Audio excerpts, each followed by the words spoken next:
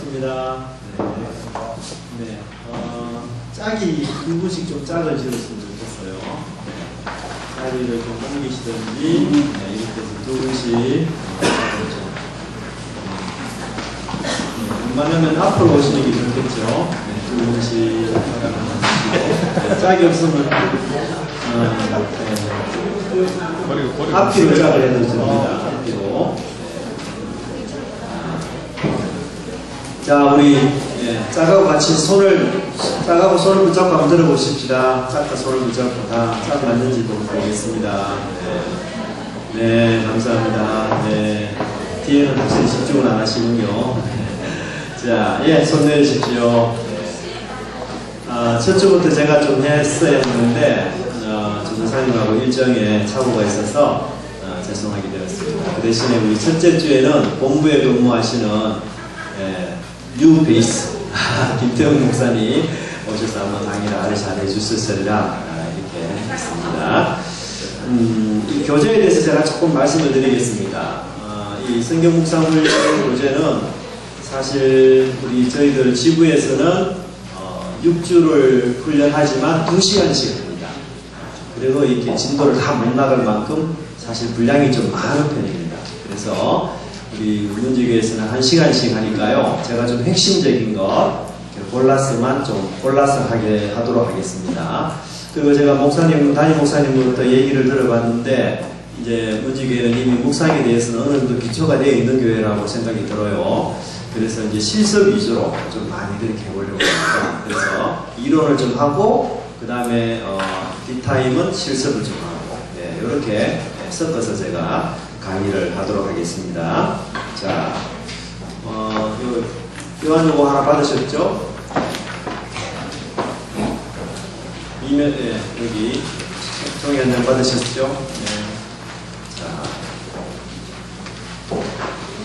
자, 요 종이는 저희들이 매주마다 아마 여러분들에게 나누어 드릴 겁니다.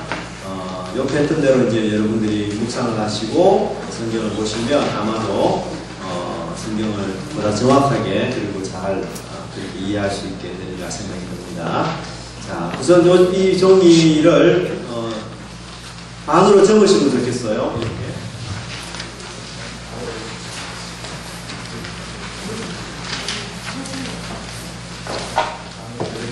접으십시오. 네. 자, 접으십시오. 네. 그래서 빈 종이가 보이도록 하십시오. 빈 종이가. 이렇게 한 뒤에 이제 이쪽 면에만 씁니다. 이쪽 면에만 뭘 하시는가 하면 두 분 짝이 되었죠. 이제 짝꿍의 별명을 문제는 쓸 필요 없습니다. 별명 이쪽 면만 한쪽 면에만 씁니다. 문제는 쓸 필요 없고 답만 쓰는데 자기 것을 여기 쓰는 게 아니고 짝꿍 거를 물어서 씁니다. 아시겠죠? 옆에 있는 짝꿍이 별명이 뭡니까? 물어서 1번 쓰시고 생일날 받고 싶은 선물이 뭡니까? 해서 2번 답만 쓰세요. 답만. 그래서 짝이 꼭 필요합니다. 자, 3분 계시면 서로 바꿔서 하시면 되죠. 서로 겹치지 않도록. 자,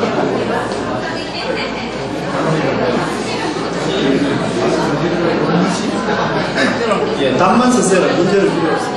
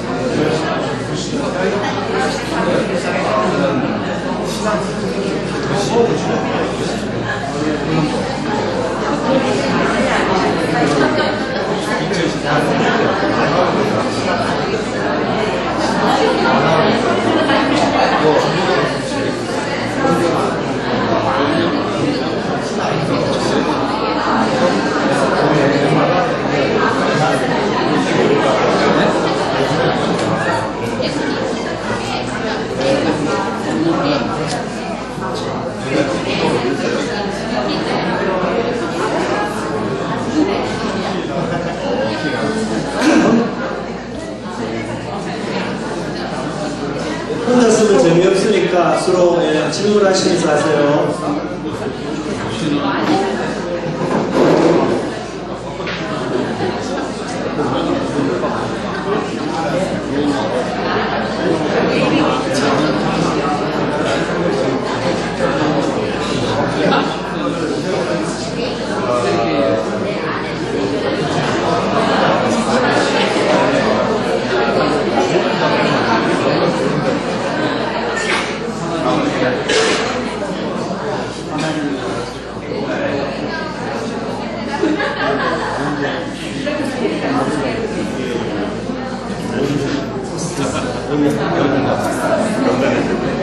분명히 너구리 되겠네.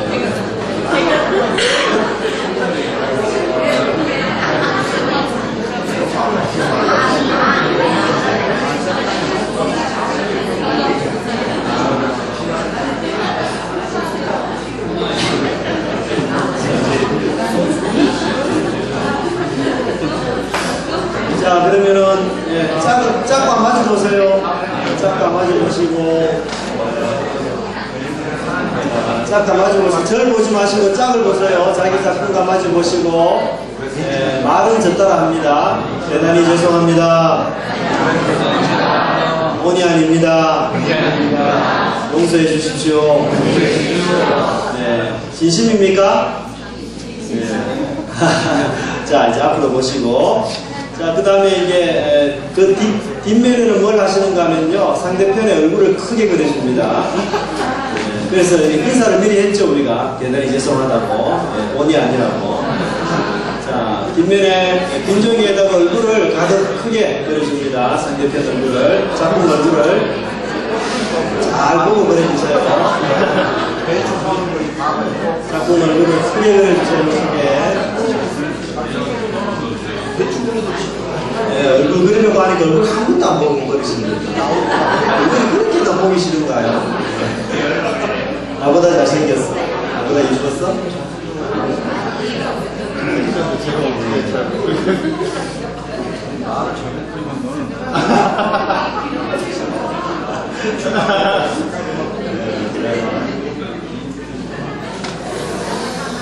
서로 얼굴을 보시면서 네가 특징적인가 보시고.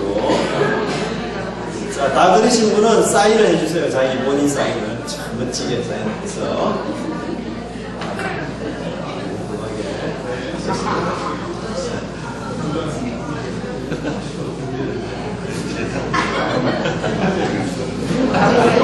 미안하다고 인사를 해서 괜찮습니다. 오늘 짝을 잘못 만났다고 또 판단을 쓰실지 모르겠는데.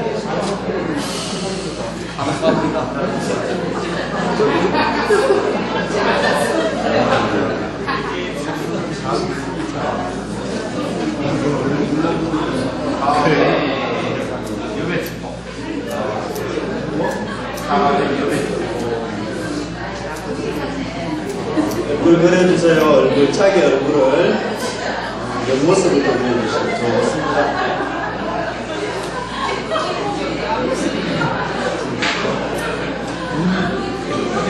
그려주셨어요? 재밌게 그린 거예요.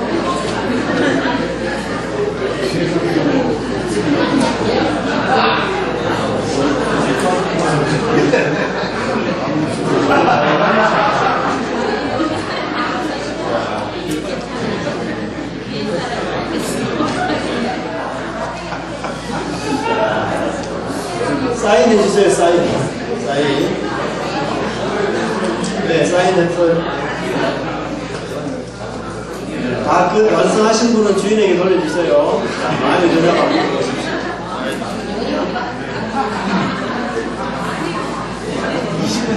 보통 20년 후에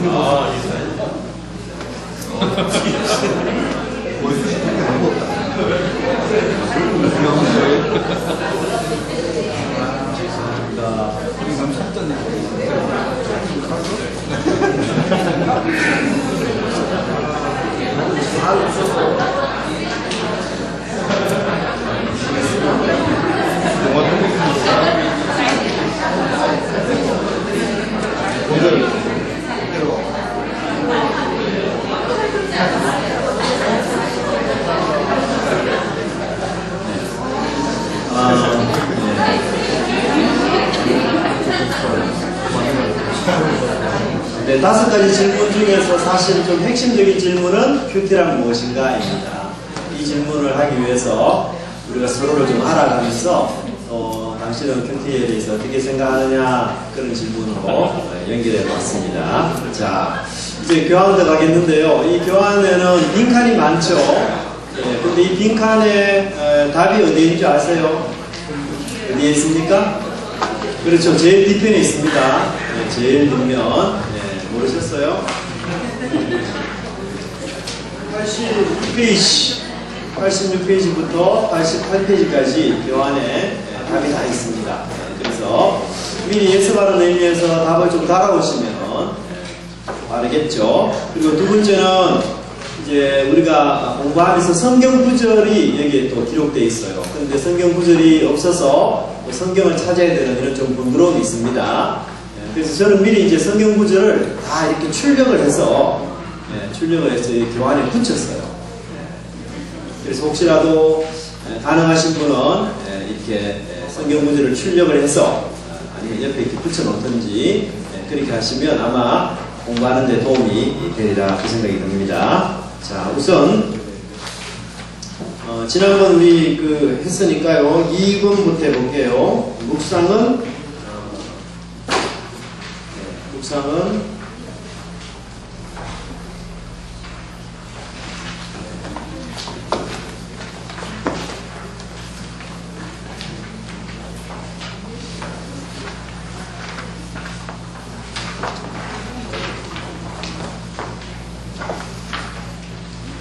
묵상은 뭐죠?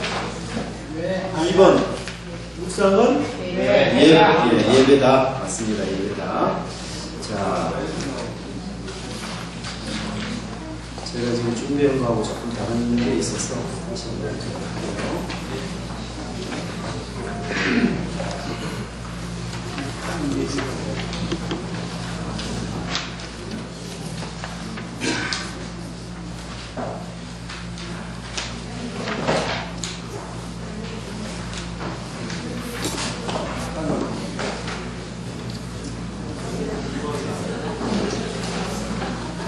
묵상은 예배다. 18쪽. 죄송합니다. 우리는 정해진 시간과 장소에 함께 모여서 하나님께 예배를 드리는데요. 또 그렇게 공적인 예배가 있는가 하면 삶의 처소에서 개인적으로 드리는 예배가 있습니다. 그래서 예배는 사실 하나님과의 만남이고 또 하나님과의 교제죠. 자, 그래서 우리가 일단 그 공동체 예배, 또 개인 예배, 삶의 예배 이렇게 나눌 수 있습니다. 자, 이 가운데서 가장 중요한 예배가 뭘까요? 삶의 예배죠. 우리 공동체 예배에 모여서 예배를 드리는 궁극적인 이유도 우리의 삶이 하나님께 받아들여지는 삶, 또 하나님께서 우리에게 목적하신 바 거룩한 백성, 또 제사장 나라 될 수 있도록 그렇게 하는 거죠. 또 개인적인 예배도 마찬가지입니다. 삶의 예배를 우리가 지향할 수 있도록 그런 방향이 나타나는 것이 중요합니다. 자, 그런데 우리 그 예배의 기독교 예배의 아주 중요한 특징이 뭐냐 한번 성경을 한번 찾아보십시다. 창세기 4장 2절에서 5절 여기 앞에 나와 있습니다. 한번 읽어보면 좋겠네요. 잘하는 내용입니다. 시작.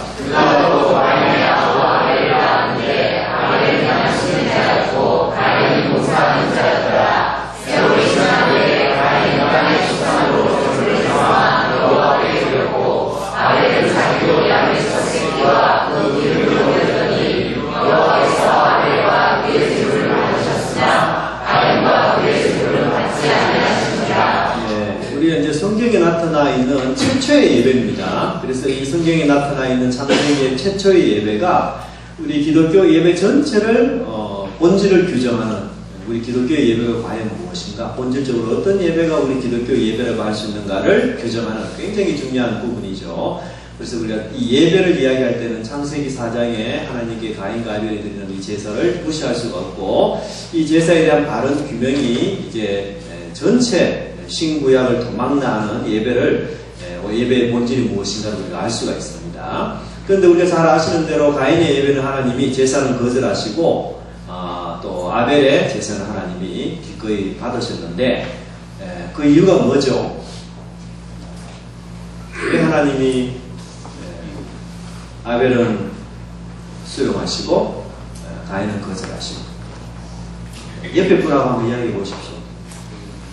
어떻게 생각하세요?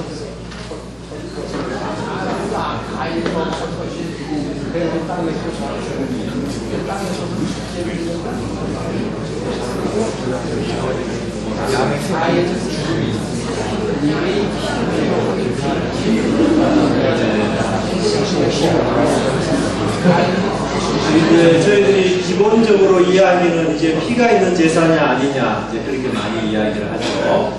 자, 근데 우리가 본문을 좀 더 자세히 읽어보면은 하나님이 과연 연락하신 게 무엇인가를 잘 보세요. 자, 요런 그 표현이 쌍으로 지금 나와 있습니다. 하나님이 연락하신 것, 받으신 것은 뭐죠? 재물만 받으셨습니까? 그렇죠. 누구와 재물을? 네. 그리고 또 누구와 재물을 받지 않으셨어요? 맞습니다. 물론 우리가 이제 성경에서는 피 있는 제사가 굉장한 의미가 있고 또 중요하기도 합니다. 그러나 하나님이 피가 있는 제사라고 해서 다 수용하시거나 받으신 것은 아니에요. 우리 그걸 어떻게 알 수 있습니까? 이사야나 미가서나 이런 말씀을 보면은 너희들이 많은 재물을 가지고 와서 하나님께 드려도 내가 냄새가 맡기 싫다. 하나님 그렇게 이야기하시고 천천만만의 강수 같은 기름이 있다 할지라도 나는 너희의 제사를 거부하겠다. 하나님 그렇게 말씀하셨어요. 그래서 피가 있는 제사는 무조건 오케이. 이것은 굉장히 그 우리 기독교를 기계론적으로 바꾸는 종교입니다. 예를 들면 내가 어떻게 살든지 간에 어떤 날에는 이사하지 마라. 이런 이제 정치는 무속신앙 이런 것을 참 굉장히 근접하죠. 근데 여호와의 종교는 절대로 그렇지 않습니다. 그래서 이 여호와의 종교의 첫째적인 규명이 뭔가 하면은 여호와의 종교는 인격적인 종교라는 거예요. 인격적인 종교. 그래서 하나님을 감동시키는 것은 그냥 우리가 재물을 많이 드리고 또 하나님을 그냥 그걸 많이 드린다고 하나님이 그냥 그 고대 금동의 신처럼 기뻐하고 즐거워하는 그런 분이 아니라 하나님은 우리 인격을 보시고 우리 삶을 하나님이 받아신다. 우리 삶을. 그래서 우리가 이 삶의 예배에 대한 초점 이것이 무엇보다도 사실 중요합니다. 자, 하나님께서 가인의 제물을 거절하셨어요. 예를 들면 우리 문지교회 장로님이 하나님께 권사님이 예배를 드렸는데 하나님이 그 예배를 거절하셨어요. 그러면 우리가 어떤 반응을 하나님께 할까요? 화를 먼저 낼까요? 아니면 우리 자신을 점검해 볼까요? 그렇죠. 그게 우리가 신앙생활하는 사람의 정상적인 행동입니다. 하나님께서 내 제사를 거절했을 때 하나님 왜 내 제사를 거절했을까? 내가 무엇이 잘못이 있을까? 이렇게 돌이켜보는 게 사실 우리 신앙인의 아주 근본적인 자세인데 가인은 어땠습니까? 그렇죠. 분노를 했어요. 분노를 낸다는 걸 가만히 한번 보세요. 여러분 어떤 상황에서 분노합니까? 내가 옳고 상대편이 그러다고 할 때 우리가 분노를 많이 하죠. 그렇죠. 이게 합리적이지 않거나 타당하지 않거나 혹은 내가 옳고 바른데 상대편이 틀렸는데도 불구하고 그것을 우기거나 이렇게 고집할 때 우리가 분노가 나죠. 그죠? 예. 그러면 가인이 지금 하나님께 분노한다는 얘기는 뭐예요? 누가 주인이라는 얘기입니까? 하나님이 주인입니까? 자기 자신이 주인입니까? 그렇죠. 우리가 화를 내는 사람하고는요, 이야기를 하면 안 돼요. 화가 났다는 얘기는 뭔가 하면 내가 주인이다 이런 뜻이에요. 그래서 화난 사람하고는 우리가 얘기를 하면 싸움밖에 안 되죠. 그래서 화를 가라앉히고 이렇게 해야 돼요. 화가 났다는 얘기는 내가 기준이다, 내가 주인이다, 내가 진리다, 내가 맞았다 그런 얘기예요.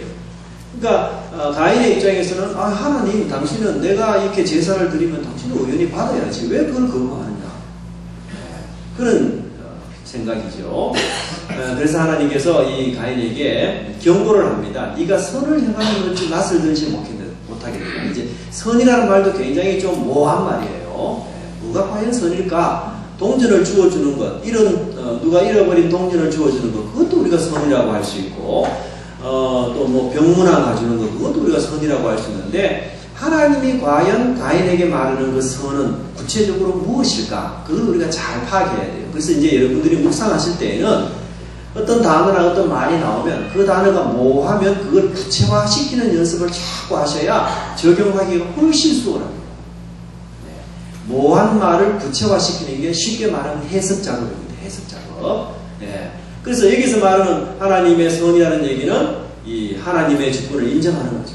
하나님의 판단과 결정을 인정하고 수용하고 내가 그 판단과 결정을 받아들이는 걸 뜻하죠. 그렇죠? 그런데 그 하나님의 주권을 가인이 거절하게 되면 더 큰 범죄를 저지르게 되죠. 동생을 죽이는 그런 죄까지 저지르게 됩니다. 그래서 우리가 이 기독교의 예배의 진수가 과연 뭐냐? 기독교가 모든 종교와 다른 모든 종교들은 다 예배, 우리 불교에만 예배만, 우리 기독교에만 예배가 있는 게 아니죠. 타 종교에도 많이 예배가 있습니다. 그런데 그 타 종교의 예배와 우리 기독교의 예배를 구별짓게 하는 가장 중요한 수단이 뭐냐? 그것은 바로 우리가 하나님께 예배를 드릴 때 하나님이 우리의 삶을 받으신다는 거예요. 삶. 여러분 혹시 불교계에서 아주 거물이셨다가 거물이셨던 분이 감옥에 가셔가지고 이 성경을 접하고는 회심해서 목사가 되신 분이 있어요. 김성화 목사님. 근데 그분은요, 회심을 하고 난 뒤에 교회 예배를 드릴 때 제일 뒤에서 항상 예배를 드렸대요. 근데 가만히 교회를 보니까 제일 앞에 노인분들이 예배를 참 많이 드리더래요. 근데 그분 생각은, 야, 저분들이 돈이 얼마나 있길래 저렇게 앞에서 예배를 드리느냐, 이 생각을 했대요. 뭔 말인지 이해되겠죠? 왜냐하면 불교는요, 이 돈을 제일 많이 내고 헌물을 많이 내는 사람은 서로 앞에 와요. 그리고 여러분들이 혹시 거기 석탄일 이런 데 보면 염등 행사하지 않습니까? 그 등이 앞으로 갈수록 제일 비싼 등들이에요. 예.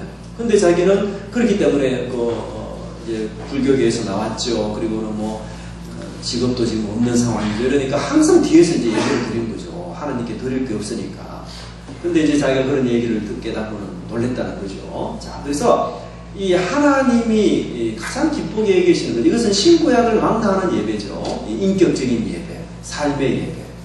이것이 참 뼈대가 되는. 근데 이스라엘 백성들이 이방화되고 세속화되면서 이 인격적인 예배, 삶을 받으시는 예배가 바뀌어집니다. 어떻게 바뀌어지느냐?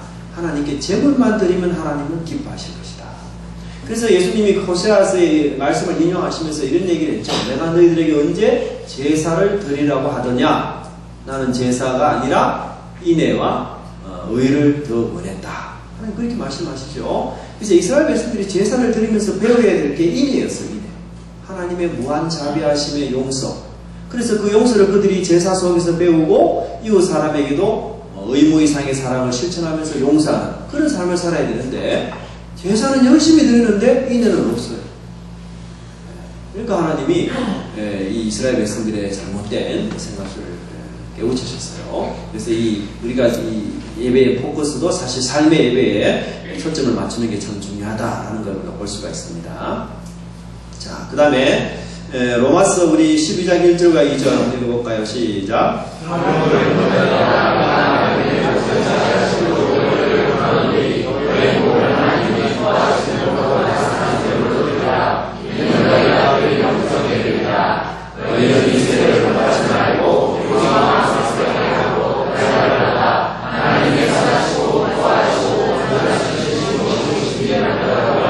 네, 감사합니다. 자, 여기 이제 사도 바울은 그러므로라는 단어를 써요. 이 그러므로라는 단어는 굉장히 중요한 단어입니다. 왜냐하면 로마서는 1장부터 로마서는 크게 두 가지 주제로 이야기할 수가 있어요. 1장부터 11장까지는 예수님의 구속 교리를 설명합니다. 그리고 12장 1절부터 이런 구속의 은혜를 입은 너희들이 그러면 어떻게 살아야 하느냐 하면서 12장 1절부터 나와요. 그래서 그러므로라는 단어가 나옵니다. 바울이 이제 서신을 쓸 때 이런 패턴을 많이 취합니다. 예를 들면 에베소서도 1장부터 3장이 주로 교리예요. 그죠? 하나님의 구속의 사랑, 성령님의 은혜, 예수님의 십자가의 은혜, 그게 어떤 것인지를 설명하고 이제 4장부터 그런 은혜를 받은 너희들은 이제 어떻게 살아야 되는지를 4장부터 설명을 해요. 그래서 이 하나님의 구속의 은혜와 삶, 이 두 가지 요소는 이제 떨어질 수 없는 요소죠. 그래서 바울은 여기서 그러므로 형제들아 내가 하나님의 모든 자비하심으로, 이 모든 자비하심이라는 말은 뭔가 하면 1장부터 11장까지 기록된 하나님의 구원의 은혜를 총 요약하면 한마디로 할 수 있는데 그게 하나님의 자비하심이다 이 말이에요. 그래서 그 자비하심으로 내가 너희를 권면하노니 너희 몸을 자, 구약에서는 하나님께 제사를 드릴 때에 제물들을 죽여야 됐어요. 죽여요. 그래서 다 죽은 제물을 드려야 됩니다. 그런데 신약은 죽어요? 그게 아니고 살아있는 제물을 드려야 돼요. 그래서 이게 하나님이 너희 몸을 하나님이 기뻐하시는 거룩한 살아있는 제물을 드려라 이렇게 말씀하셔요. 이게 삶의 예배죠. 이는 너희가 드릴 영적 예배다. 우리가 하나님께 드려야 될 영적 예배는 뭐냐? 우리 몸으로 드리는 예배예요. 몸으로 평일날 우리가 하나님의 백성으로서 선하고 진실되고 또 온전한 그런 삶들을 살아가는 것, 그게 우리가 드리는 영적인 예배예요. 신령한 예배입니다. 그렇다면 이 영적이고 신령한 예배가 구체적으로 뭐냐? 그게 2절에 나와요. 너희는 이 세대를 본받지 말고 마음을 새롭게 함으로써 변화를 받아서 하나님의 선하시고 기뻐하시고 온전하신 것이 무엇인지 3중적으로 이야기하죠. 3중. 선하시고 기뻐하시고 온전하신 것이 무엇인지 그것을 분별하면서 살아가는 게 뭐예요? 우리가 하나님께 드릴 영적인 예배다. 그 말이에요. 네. 그래서 삶 속에서 우리가 늘 하나님 선택의 상황 속에서 선택의 상황 속에서 하나님이 정말 선하시고 기뻐하시고 온전한 뜻이 무엇일까? 그걸 늘 기억하면서 살아가는 그 삶이 하나님이 받으시는 기뻐하는 그런 살아있는 예배라고 성경은 이야기하고 있습니다. 그죠? 자, 그래서 거기 이제 빈칸에 보시면 예배의 시간은 말씀 앞에서 뭐 하는 시간이죠? 네. 예배의 시간은 말씀 앞에서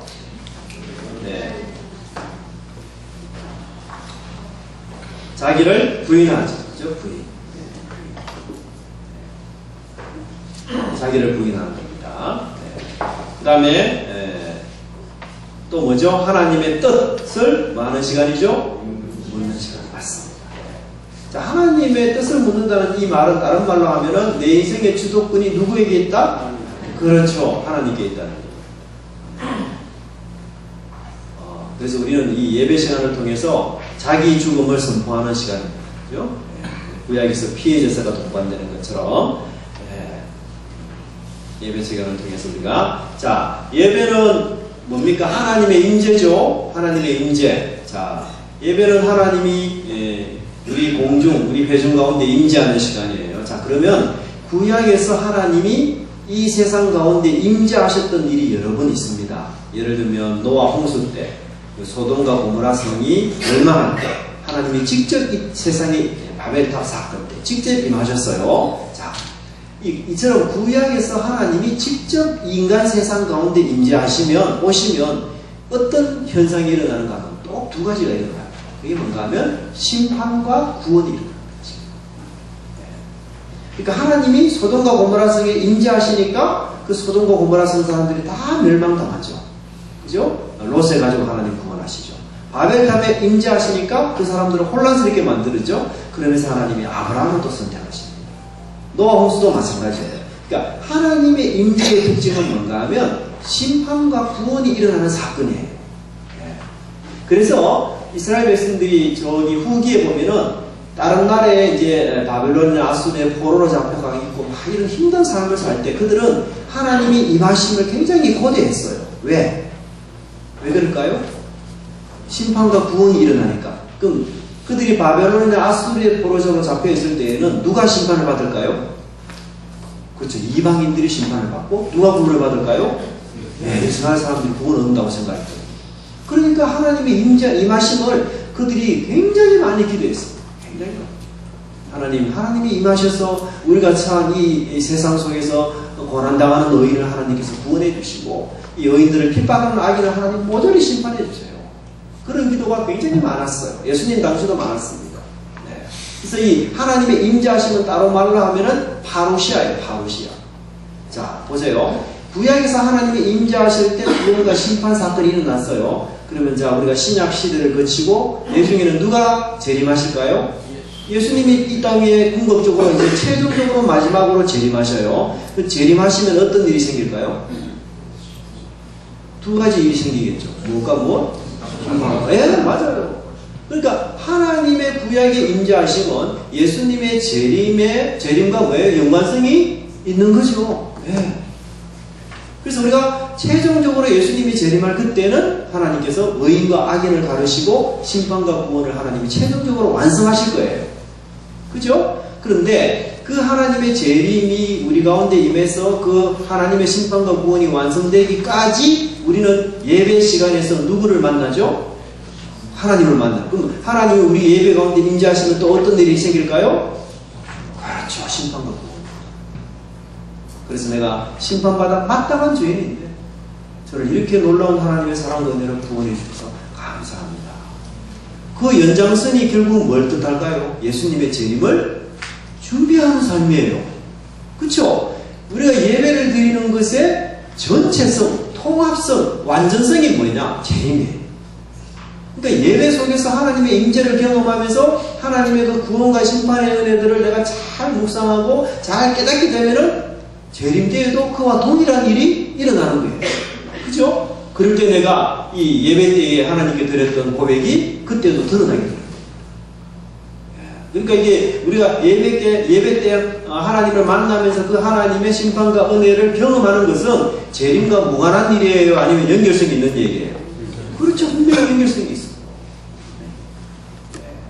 그래서 이 하나님께 예배를 드리는 이 시간에는 우리가 하나님의 그 죄에 대한 진노, 그것을 우리가 경험하는 시간이고, 그래서 예수님께서 내를 대속해서 돌아가신 그 은혜들을 다시 기억하는 그런 시간이에요. 그러면서 동시에 이제 하나님의 뜻을 묻는 시간입니다. 하나님의 뜻을 묻는다는 얘기는 굉장히 중요한 얘기인데요. 자, 사울이 죽은 이유를 뭐라고 설명하는가 봅시다. 이건 제가 다른 데서 가져올 건데요. 자, 사울이 죽은 것은 여호와께 범죄하였습니다. 저가 여호와의 말씀을 지키지 아니하고 또 신접한 자에게 가르치기를 청하고 14절 시작. 여호와의 말씀으로 여호와께서 저를 죽이시고 그날 이새의 아들 다윗에게 죽이시니라. 여러분, 역대기 기자는 사울이 죽은 이유를 뭐라고 설명합니까? 여호와께 범죄했다라는 큰 태도를 이야기해요. 여호와께 범죄했다는 말은 범죄가 다양하겠죠. 근데 그 범죄를 좁혀서 말하면 여호와의 말씀을 지키지도 않았다는 것도 역시 범죄예요. 그 좁혀서 말하면 신접한 자에게 가르치기를 청하고 여호와께 묻지 않았다, 이게. 그러니까 하나님께 묻지 않았다는 것이 큰 죄가 되어서 결국은 사울이 하나님의 심판을 받았다는 얘기예요. 납득이 안 가죠. 다윗 같은 경우는 남의 가정을 파탄시키고, 그 성적인 범죄로 그렇게 했음에도 오히려 용서를 받았고, 사울 경우에는 단지 하나님께 묻지 않았다는 그 이유 하나 때문에 하나님이 그를 죽이셨다. 근데 더 놀라운 것은 이 본문은 지금 어떤 사건을 염두에 두고 있는가 하면 사울의 마지막 그 고비의 순간에서 블레셋이 쳐들어왔습니다. 그래서 이 사울이 너무 두려워서 하나님께 열심히 기도했는데도 하나님이 응답하지 않으니까 누구에게 찾아가죠? 신접한 자에게 찾아가요. 그래서 역대기 기자는요, 이 사건을 해석한 거예요. 해석한 거. 이 역대기 기자는 이스라엘 역사를 재해석한 겁니다. 근데 사무엘상에서는 그럼 뭐라고 이야기하는가? 한번 읽어볼까요? 사무엘상 28장 6절 시작.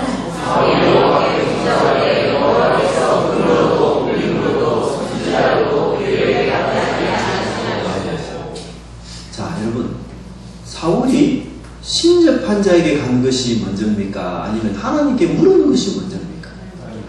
그렇죠. 하나님께 열심히 물었는데 하나님이 대답을 안 하니까 어떻게 했죠? 그렇죠. 신접한 자에게 갔어요. 근데 역대기 기자는 뭐라고 설명합니까? 신접한 자에게 간 것이 먼저라고 설명해요. 맞죠? 지금 본문에 따르면 신접한 자에게 가르치기를 청하고 여호와께 묻지 아니하였다. 이 순서가 지금 어긋나요. 그렇죠? 네. 그리고 사울이 적어도 우림, 선지자 이렇게 말하니까 하나님께 기도를 꽤 오랫동안 했어요. 적어도 하루 이상은 했습니다. 왜? 꿈을 꾸려면 하루가 지나야 되잖아요. 그러니까 오랜 시간 동안 하나님께 기도했음에도 불구하고 하나님의 응답이 없으니까 자기는 살 길을 찾기 위해서 뭐예요? 네, 신접한 자에게 간 거죠. 자, 그래서 우리 도표를 그리면 이렇게 돼요. 그죠? 그렇다면 역대기 기자는 왜 이렇게 해석을 할까? 왜? 이 사무엘하에 나오는, 사무엘상에 나오는 이 사울의 그 기록 내용을 의도적으로 뒤바꾸어 가면서까지 역대기 기자가 이렇게 해석하는 이유가 뭘까? 그걸 우리가 잘 알 필요가 있겠죠. 여기 역대기 기자의 의도는 뭔가 하면 하나님께 전적으로 충성하지 않는 두 마음은 하나님을 배반하는 마음이랑 똑같다. 그걸 이야기하고 있어요. 자, 여러분 이래 한번 생각해 봅시다. 내가 예를 들면 하나님께 열심히 기도했는데 하나님 기도 응답하지 않았어요. 자, 그러면 절에 갑니다. 네. 근데 더 놀라운 거는 하나님이 응답 안 하면 내가 이제는 절에 가야지. 이런 마음으로 이미 시작부터 그렇게 기도를 했어요. 하나님 기뻐할까요? 전혀 아니죠. 그러니까 사울의 그런 악한 마음을 지금 역대기 기자는 우리에게 꼬집어서 말하고 있습니다. 사실 사울과 하나님과 관계는 별로 안 좋아요. 왜냐하면 사울은 사무엘로부터 굉장한 꾸지람을 많이 듣고 사울이 하나님을 찾는 순간 우리가 사무엘상을 잘 보면 위급할 때만 찾습니다. 위급할 때. 자기가 굉장히 어려움에 빠지고 곤란할 때만 찾아요. 그러다가 하나님이 내게 이렇게 응답하지 않으면 어떻게 할까요? 다른 데로 가는 거죠. 자기 마음대로 해요.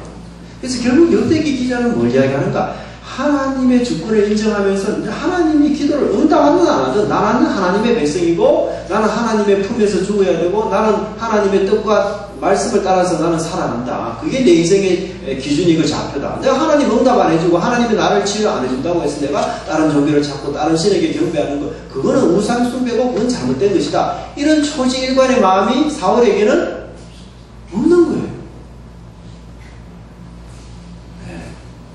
그러니까 사울은 지금 하나님을 하나님답게 섬기는 것이 아니라 누구를 위해서 섬기는 거죠? 자기 자신을 위해서 하나님을 섬기는 건데 그 말은 좀 더 다른 말로 하면 하나님을 말하는 거죠? 이용하는 거죠. 이용. 무슨 말인지 이해됐습니까? 그러니까 하나님의 주권들을 인정한다는 게 우리가 굉장히 쉽지 않아요. 평소 뭐 우리가 편안하고 조용할 때 하나님의 주권을 인정하는 누구나 그렇게 쉽게 할 수 있어요. 그러나 정말 내 인생에 큰 위기가 왔을 때 그때 정말 하나님이 내 인생의 주인이시고 내가 비록 하나님을 믿어서 패배하고 믿어서 잘못되고 믿어서 파산을 하고 하나님을 믿었기 때문에 내가 이 신앙을 고집하기 때문에 우리 가정이나 인생에 큰 어려움과 걸림돌이 있다 할지라도 나는 이 길을 가리라. 그런 믿음이 우리 속에 있을 때만이 뭐예요? 하나님이 우리 인생의 참된 주인이 되시는 거예요. 그 참된 주인됨을 말씀 묵상을 통해서 계속 연습하는 거예요. 내성을 자꾸 키워나가는 거예요. 그래서 우리가 위기 때 흔들리지 않는 믿음들을 평소 때 우리가 가지는 거예요. 그래서 이게 참 중요한 부분입니다. 하나님께 묻지 않았다는 얘기는 그냥 단순한 얘기가 아니에요. 그것은 하나님을 내 인생과 삶의 주인으로 내가 받아들이기를 인정하지 않은 그런 모습을 이야기합니다. 그래서 우리가 하나님께 묻는다라는 얘기는 그냥 참고 정도로 선생님께 묻는 것처럼 그런 정도의 문제가 아니라 하나님의 도우심을 내가 구하고 그분 앞에 온전히 순복하는 이런 마음의 자세를 우리가 여기서 설명할 수가 있습니다. 이해되셨죠? 예. 자, 그러면 이제 이 용지를 좀 펼쳐주십시오. 묵상은 사실 이제 3단계로 시작이 됩니다. 여기 순서를 보시면 첫 번째는 관찰. 그죠? 두 번째는 뭐죠? 해석. 그 다음에 세 번째는요? 네, 요 단계입니다. 자, 여러분 요 단계를 잘 기억하셔야지 묵상을 잘 할 수가 있습니다. 자, 성경 묵상은 적용은 적용이 힘들다 그러면은 나는 적용이 잘 안 돼. 적용이 왜 이렇게 어려운지 모르겠어요. 이러면은 우리가 여러 가지 문제가 있는데요. 그 중에 한 가지가 뭔가 하면 내가 본문을 지금 잘 이해하지 못하고 있다는 얘기입니다. 해석이 안 되고 있다는 거예요. 네, 이해하겠죠? 그래서 해석을 잘 할 수 있도록 하시는 게 좋아요. 그러나 자, 성경 묵상의 시간은 성경 공부 시간입니까? 첫 시간에 했죠, 그죠? 아니죠. 그래서 내가 이미 잘 알고 있는 말씀을 갖고 적용하는 것이 중요하지, 내가 잘 모르는 말씀을 가지고 관주를 살펴보고 혹은 뭐 해석서를 살펴보고 그렇게 공부해서 적용하는 것은 아니에요. 무슨 말인지 이해되겠죠? 그래서 내가 본문 안에서 잘 이해되는 말씀을 가지고 적용을 하시는 게 좋습니다. 그러나 우리 생각은 관찰을 하고 난 뒤에 그 관찰한 내용이 모호하다면 이게 구체적으로 뭘까? 이렇게 한 번 더 생각을 하셔야 돼요. 그게 의미를 찾는 겁니다. 물론 관찰한 내용과 의미가 같을 수 있습니다. 예를 들면 돈을 사랑하지 말라. 뭐 이거는 똑같은 얘기죠. 예. 그래서 바로 적용으로 넘어갈 수 있어요. 그러나 어떤 본문은 해석이 필요한 본문이 있습니다. 예를 들면 예수님이 우리가 마태복음 25장에서 너희들이 종말의 때가 되면은 겨울이나 안식일에 그런 성전 파괴와 같은 무서운 일이 일어나지 않도록 기도하라. 그런 얘기가 나오죠. 그럼 이 겨울이 과연 무엇인가를 해석을 제대로 해야만 적용이 가능합니다. 겨울을 여러분 어떻게 해석을 해야 될까요? 그런 어떤 아주 그런 일들이 겨울에 일어나지 않도록 하라. 이렇게 이야기하시잖아요. 겨울이 뭘까요? 왜 겨울이에요? 자, 그럴 때 이제 우리가 이 해석을 잘하고 성경을 잘 볼 수 있는 방법이 뭔가 하면 여러분들이 타임머신을 타고 예수님 시대로 돌아가는 거예요. 자, 성경은 우리 시대, 우리 한국 조선을 배경으로 쓴 책입니까? 아니죠. 그렇기 때문에 유대인의 풍습과 유대인들의 절기, 또 이 유대인들의 생활 습관 같은 걸 우리가 좀 알아야만 성경을 보다 잘 이해할 수가 있습니다. 그래서 유대인들은 비가 겨울에 와요. 우리하고 날씨가 완전히 정반대입니다. 우리는 여름이 우기지만 유대인에게는 겨울이 우기예요. 그래서 예수님이 겨울에 이런 일이 일어나지 않도록 기도하라는 얘기는 겨울에 비가 많이 오면 요단 강물이 넘쳐서 건너서 산으로 갈 수가 없어요. 그래서 겨울에 이런 일이 일어나지 않도록 기도하라고 이야기하는 겁니다. 그래서 그것은 그런 상황을 잘 극복할 수 있도록 하는 얘기예요. 그래서 우리가 본문을 잘 이해할 수 있도록 하는 작업이 중요해요. 그래서 여러분들이 그런 작업 단계를 거치는 게 중요한데, 일단은 간단하게 여기에 나오는 본문 중에서 자 38페이지 한번 볼까요? 38페이지 실섭이라고 나와 있는 데가 있습니다. 38페이지 찾으셨어요? 네. 그러면 1절부터 우리 4절까지만 보십시다. 실섭 1절부터 4절까지만 시작.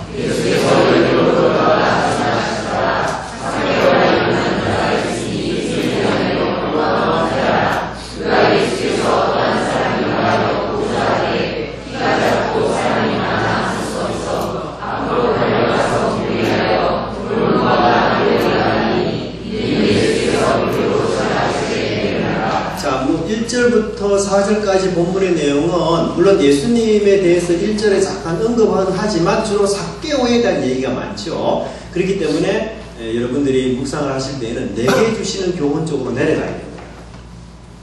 무슨 말인지 이해하시겠죠? 그래서 하나님이 어떤 분입니까? 그 다음에 내게 주시는 교훈은 무엇입니까? 라고 두 질문이 나오지만 성경 본문을 따라서 이 두 질문을 배열하는 게 좋아요. 예를 들면 하나님에 대해서 먼저 나오면 하나님에 대해서 쓰고요. 그 다음에 내게 주신 교훈에 대해서 나오면 내게 주신 교훈 밑으로 내려가서 쓰십시오. 그래서 이게 지금 1절부터 4절까지 내용은 주로 여기 삭개오에 대한 얘기가 많아요. 자, 그러면 우리가 2절에 보니까 삭개오는 어떤 사람이죠? 그렇죠. 네. 그렇게 씁니다. 2절. 그래서 내게 주신 교훈의 관찰 항목에 2절 하고 삭개오는 세리장이요 부자다. 그렇게 씁니다.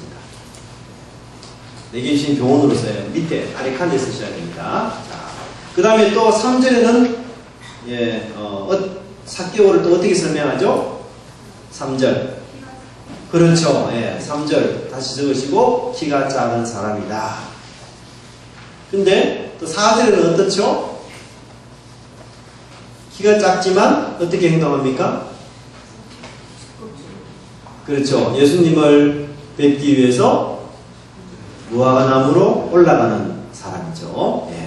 자, 세 가지가 나왔죠. 첫째는 직업, 삭개오의 직업. 둘째는 삭개오의 외모. 그리고 셋째는 예수님을 향한 삭개오의 열망. 이걸 우리가 읽을 수 있겠죠. 그죠? 자, 그러면 자, 해석에 들어가 봅시다. 해석. 그 옆에 칸. 자, 삭개오는 세리장이요 부자라고 했어요. 어떤 세리장이면 여러분 어떤 생각이 듭니까?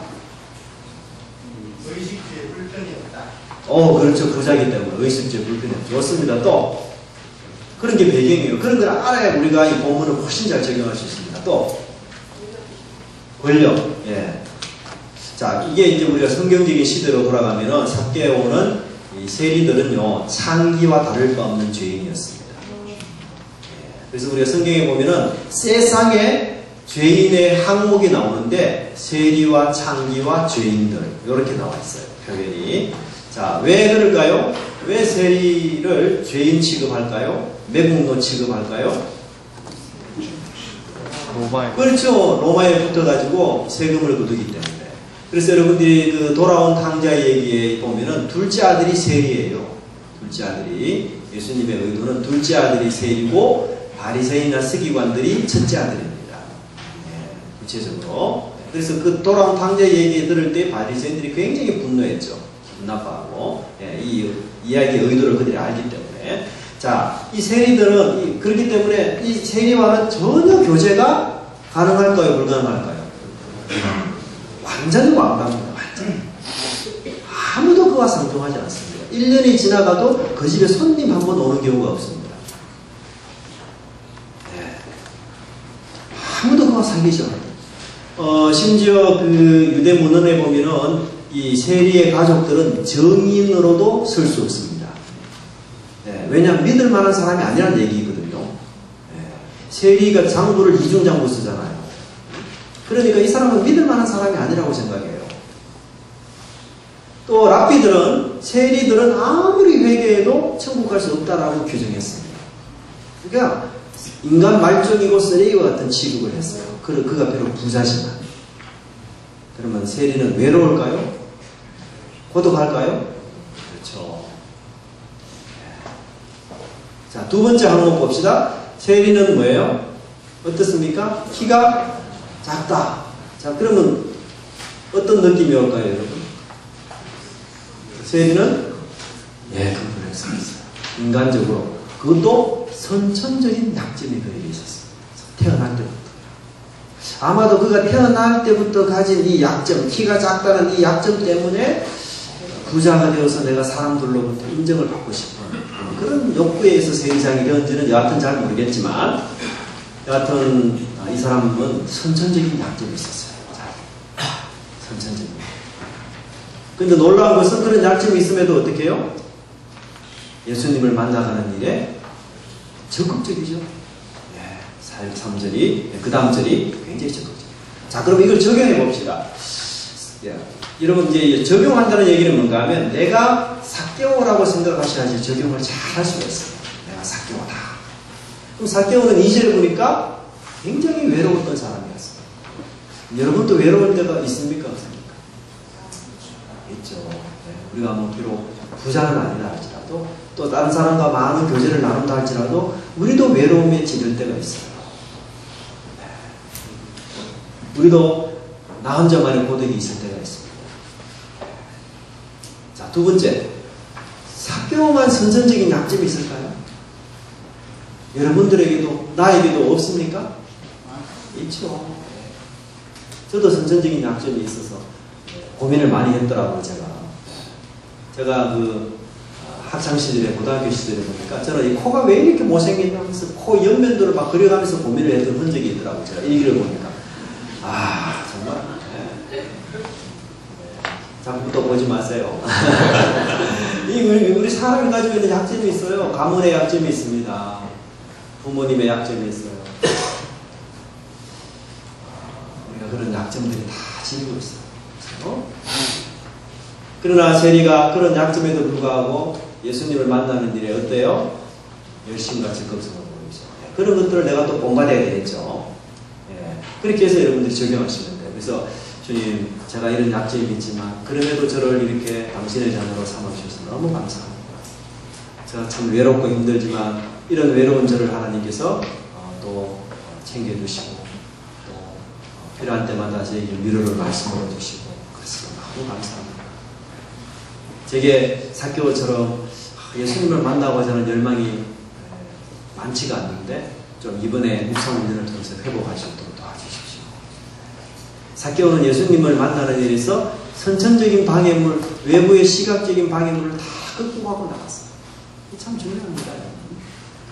우리도 예수님을 만나려면 우리를 방해하는 게 많아요.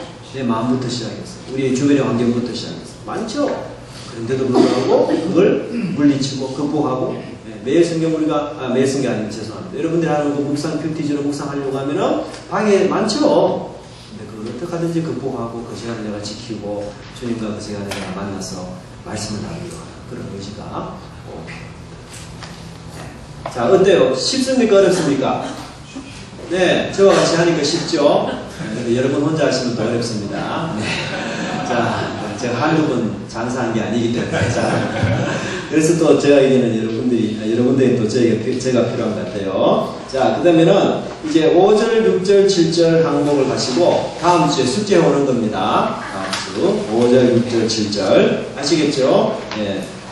그렇게 여러분들이 예수님에 대해서 나오면 위에 올라가서 쓰시고 삭개오에 대해서 나오면 밑에 내려가서 쓰시고. 이해되죠? 네, 그래서 이제 나눔도 좀 하고 이렇게 하겠습니다. 네, 기도하겠습니다. 하나님, 짧은 시간에 저희들도 귀한 말씀으로 저희들이 새롭게 훈련을 받고 또 성경을 통해서 하나님을 만나며 또 내 인생에 하나님께서 어떤 변화와 은혜도 베풀어주는지를 간증하고 또 서로 나타내며 고백할 수 있는 귀한 시간 주시면 감사합니다. 이번 기회를 통해서 하나님을 말씀 안에서 인격적으로 만나는 그런 은혜들을 허락해 주시고 이 말씀 묵상이 우리 삶 속에 아주 습관이 잘 되어져서 주님을 깊이 만나며 또 우리의 영적인 내공이 쌓여져서 환난과 어려움 속에서도 우리가 주님의 뜻 가운데 살아가는 믿음의 일꾼들 될 수 있도록 축복해 주시옵소서. 감사드리고 예수님의 이름으로 기도드리옵나이다.